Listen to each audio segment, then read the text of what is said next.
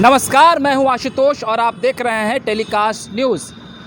बिहार राज्य निर्वाचन आयुक्त दीपक कुमार के खिलाफ कुछ लोग यहां पर आज धरना पर बैठे हैं। आप देख सकते हैं कि यहां पर एक वाद संख्या लिखा हुआ है, वाद संख्या 5/2022 का आदेश शीघ्र निर्गत करो। हम आपको पूरा मामला समझाते हैं। दरअसल पूर्वी चंपारण के ढाका प्रखंड के गहाई पंचायत की मुखिया के खिलाफ यहाँ कुछ लोग एकत्रित हुए हैं। क्या है पूरा मामला, हम सीधे इनकी जुबानी समझेंगे।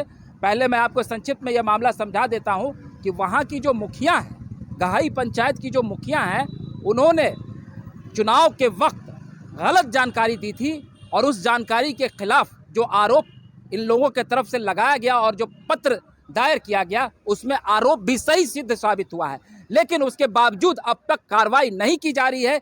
इसी के विरोध में बिहार राज्य निर्वाचन आयोग के खिलाफ इन लोगों का गुस्सा फूटा है। आइए हम सीधे बात करते हैं कि ये पूरा जो मामला है और क्या आपकी कठिनाई है, उसे आप बताएं। देखिए, ये मामला पूर्वी चंपारण के ढाका अंतर्गत गहाई पंचायत है। वहाँ के मुखिया भी वर्तमान रागिनी कुमारी है, जिनका उम्र मात्र अभी 19 साल हो रहा है।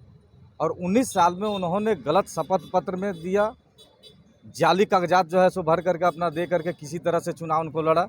नामांकन जब ही हुआ, यानी समीक्षा की एक तिथि रखी जाती है कि किसी तरह का कोई त्रुटि है, किसी को आपत्ति है तो वो दर्ज कराएगा।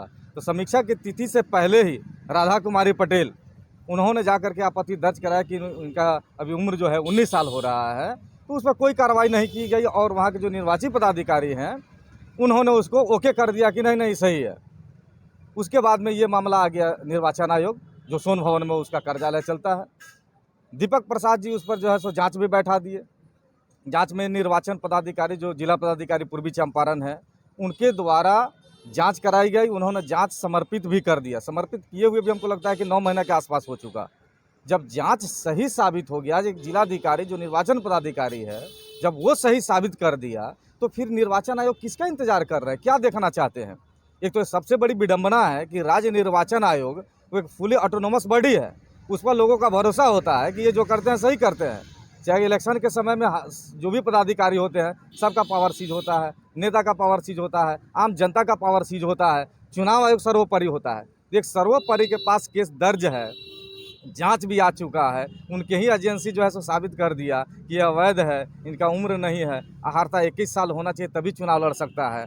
और वो जैसे मुखिया बन के बैठा हुआ लूट रहा है। तो ऐसे लोगों को तो स्वयं संज्ञान लेना चाहिए। निर्वाचन आयोग को एक एक्ट बना हुआ है 2016 में। तो आपने देखा, ये गजब की परिस्थिति है। जांच में रिपोर्ट भी सामने आ गया है, लेकिन बावजूद उसके कार्रवाई अभी तक नहीं की जा रही है। आपको इस मामले में जो कानूनी जानकारी हासिल है, उसके तहत अब क्या होगा? क्या उनकी सदस्यता चली जाएगी ना? बिल्कुल जानी चाहिए और जाएगी भी, इसलिए कि 2006 में एक एक्ट बना, पंचायती राज नियमावली।